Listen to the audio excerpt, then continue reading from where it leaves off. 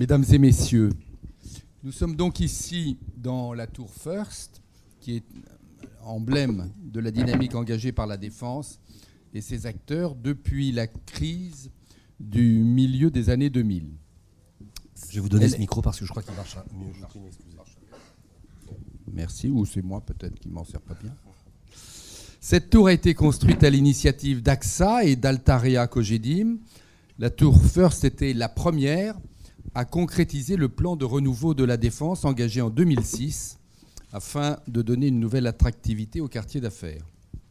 Aujourd'hui, la Tour First est toujours la plus haute tour de bureau de France, doublée d'un signal architectural fort qui marque l'entrée dans la Défense et qui domine sa skyline. On peut aussi aborder la Défense sous le prisme du livre de Laurence Cosset, roman récit presque balsacien sur la construction de la Grande Arche, tout à fait éclairant sur le concept de cette Grande Arche si peu fonctionnelle, sur les conditions opaques dans lesquelles tout cela a été conduit et sur le fait que la Défense a été pendant très longtemps lourdement déficitaire. C'est dans le milieu des années 2000 que l'organisation actuelle du pilotage du quartier de la Défense a été mise en place. 2 établissements publics ont été créés pour développer et faire vivre le quartier. L'EPADESA, établissement public de l'État chargé de l'aménagement des espaces publics et de la commercialisation des droits à construire, et de facto, établissement public local chargé de la gestion et de l'animation du quartier, réunissant le département des Hauts-de-Seine, les villes de Puteaux et de Courbevoie. Et si de facto a été créé en 2007, c'est en raison des carences de l'EHPAD de l'époque, de la culture d'opacité de ses comptes, sans cesse remise en cause par la Cour des comptes. Cette réforme institutionnelle n'a donc pas eu que des mauvais côtés à ce moment-là. Dans la mise en œuvre du plan de renouveau de 2006, il faut aussi saluer le travail mené par les équipes de l'EPADESA, qui a permis à la Défense d'engranger de belles réalisations, Carpe Diem, Majunga, D2, la rénovation de la tour Ariane et j'en passe. Sans compromettre l'avenir, puisque près d'une dizaine de très grands projets sont programmés à un horizon d'environ 5 ans, les tours Alto, Saint-Gobain et R2, juste à côté d'ici, Hermitage Plaza peut-être, espérons-le, Link, dernièrement lancé par Groupama, Éclat dans le secteur de la Rose de Cherbourg, Sisters et Trinity aux environs de la Grande Arche et du CNIT. Ces 10 dernières années ont également permis de commencer à recoudre le quartier d'affaires historique sur sa dalle et les quartiers riverains de Nanterre qui en avaient longuement été l'arrière-cour. Certes, ce travail est loin d'être achevé, mais on peut se réjouir de la transformation radicale du secteur des jardins de l'Arche autour de la U Arena, des aménagements ambitieux sur l'axe des terrasses, des projets aux abords de l'université de Nanterre et du formidable potentiel des Groux. Enfin, j'y suis naturellement très attaché en raison de ma double casquette d'élu local et de président du conseil d'administration de De facto. Un effort très important a été engagé en faveur de l'attractivité du quartier d'affaires. Peu à peu, l'image d'une immense dalle isolée, repliée sur ses bureaux, s'est estompée. La Défense est vraiment devenue un endroit où il fait bon vivre, où la vie au travail est agréable. Dans les années 2000, lorsque le gouvernement de l'époque théorisait le Grand Paris, on nous parlait sans cesse d'effet cluster, de la nécessité de regrouper les centres de décision. Mais quel est l'intérêt ? De mettre des sièges sociaux les uns à côté des autres, de concentrer les grands noms du CAC 40 comme une collection sur un tableau de chasse dans un endroit sans vie, sans opportunité d'échange, sans la qualité de vie que l'on attend d'un quartier de ville. Pour les collectivités, vous me direz, cela a au moins l'avantage de rapporter des impôts. Mais c'est un peu faible pour construire une politique d'avenir. Le grand mérite du travail accompli par De facto depuis 10 ans, c'est bien d'avoir ramené la vie à la Défense, d'avoir transformé des espaces ingrats, Cette dalle, ces souterrains, ces espaces publics trop longtemps délaissés, en lieux dans lesquels on se sent plus à l'aise, où l'on peut avoir envie de rester et de passer du temps. Car c'est bien comme ça qu'on doit concevoir un quartier d'affaires et le faire vivre, avec une valeur ajoutée qui n'est plus seulement celle de l'adresse, mais aussi celle de la fertilisation entre l'économie, le commerce et sa dimension touristique. Une 60aine de millions d'entrées par an aux 4 temps et au CNIT, 5 fois plus que Disneyland à Paris. L'enseignement supérieur et la recherche, aussi 50 000 étudiants dans le secteur défense et Sénarche, dont 30 000 à l'université de Nanterre. L'hôtellerie, sans oublier la qualité de vie des 20 000 personnes qui habitent ici. Je suis d'ailleurs très attentif au fait que la Défense commence à attirer de jeunes entreprises qui font le choix délibéré de venir s'installer ici, plutôt qu'à Paris. Et nous en comptons déjà près de 10%. Grâce à tout cela, Paris-La Défense reste solidement ancré au premier rang des quartiers d'affaires européens. Plus de 3 millions de mètres carrés de bureaux, 400 entreprises, dont 75% de sièges sociaux et 15 entreprises du Fortune 500, 41% d'entreprises étrangères, 160 000 salariés. Il n'est pas interdit d'en être fier. 3 filières d'excellence y sont fortement implantées et continuent de se développer. Les services financiers avec la banque et l'assurance, comme la Société Générale, HSBC, Allianz, le GAN et bien d'autres. L'audit et le conseil avec KPMG, EU, Deloitte, Capgemini et bien d'autres encore. L'énergie et l'industrie avec Total, Areva, Technip, EDF, Engie, Saint-Gobain. Grâce à ces acteurs, dont je salue l'engagement à nos côtés, nous sommes parvenus à créer un cercle vertueux dans lequel l'investissement attire l'investissement et l'emploi crée l'emploi. Mais cette position de force n'est pas garantie. Elle est même menacée par l'émergence de pôles concurrents en Europe du Nord, en Île-de-France aussi, qui se battent d'ores et déjà pour tirer leur épingle du jeu à l'heure du Brexit. Il nous reste donc beaucoup de chantiers à réussir. Concrétiser les projets d'investissement engagés. Cela nous permettra de disposer de plusieurs centaines de milliers de mètres carrés neufs au plus haut standard de qualité, capables d'attirer de nouvelles entreprises ou d'offrir à celles qui sont déjà installées des opportunités de réorganisation. Il faut ensuite améliorer les conditions de desserte par les transports. C'est tout de même aberrant que 90% des usagers de la Défense viennent en transport en commun, ce qui est un taux exceptionnel, meilleur qu'à Paris, et que la majorité de ces usagers n'y trouvent pas leur compte à cause des retards et de la surcharge des trains.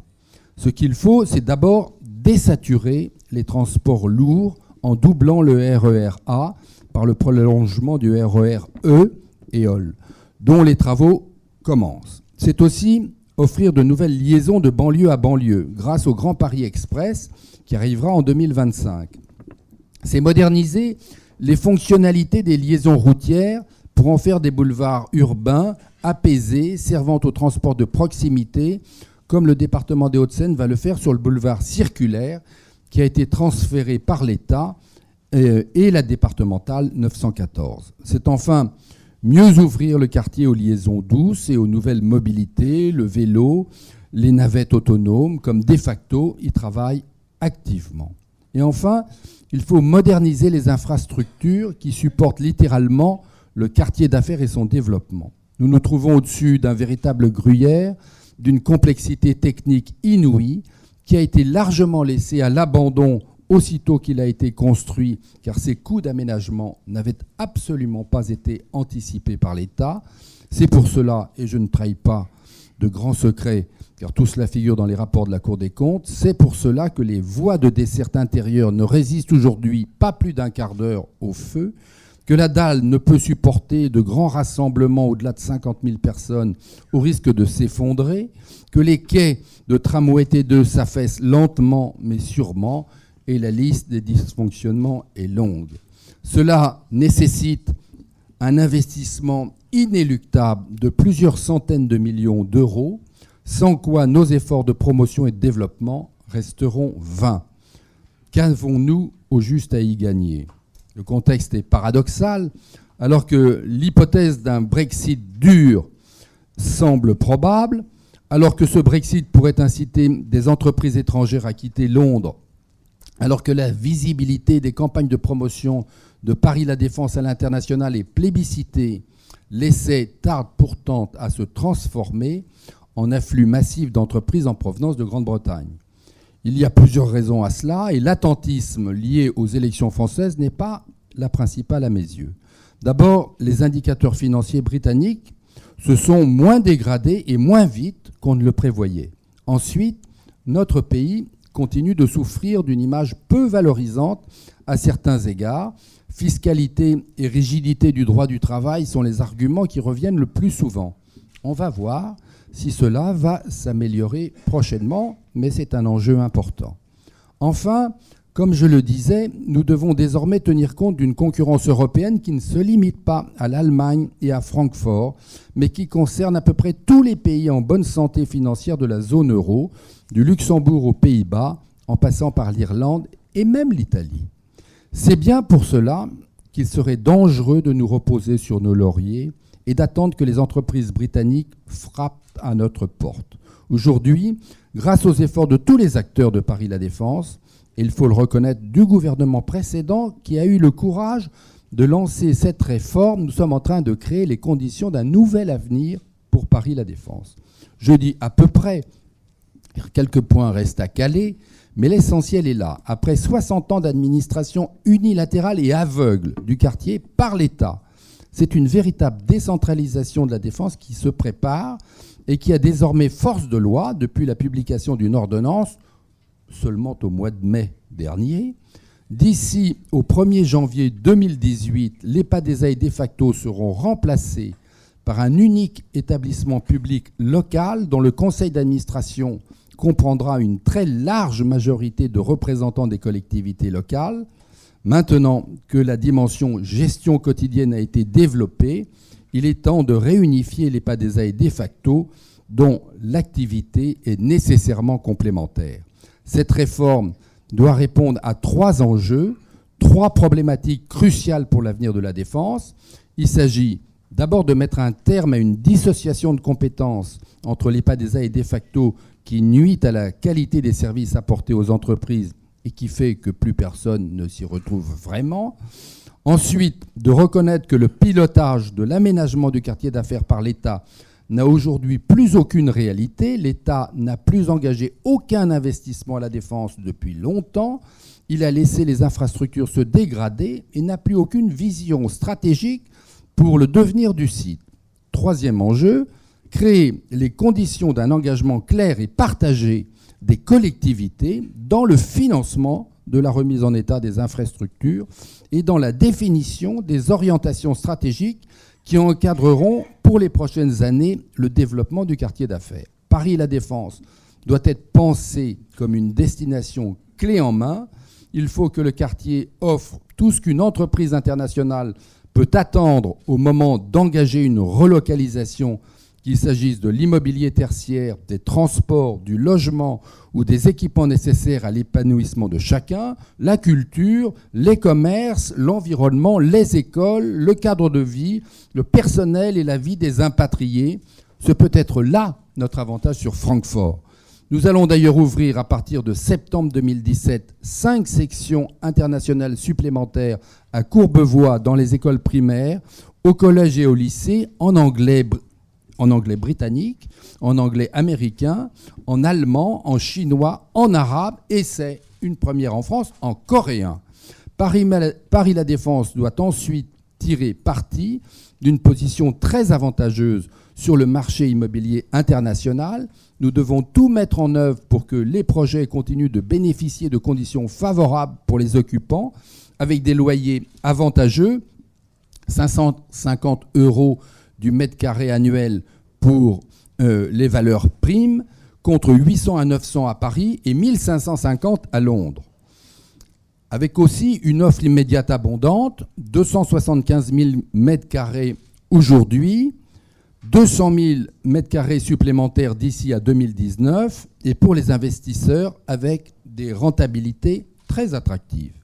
Enfin, Nous devons poursuivre l'investissement public dans le quartier en renforçant le positionnement de Paris La Défense comme hub métropolitain et européen grâce à EOL, au Grand Paris Express et aux projets sur le réseau routier, et en continuant à doter le quartier de grands équipements dans la lignée de la U-Arena qui ouvrira en octobre, ou de la scène musicale inaugurée à Boulogne en avril et qui bénéficiera directement aussi à La Défense. Voilà nos projets pour l'avenir. Je vous remercie.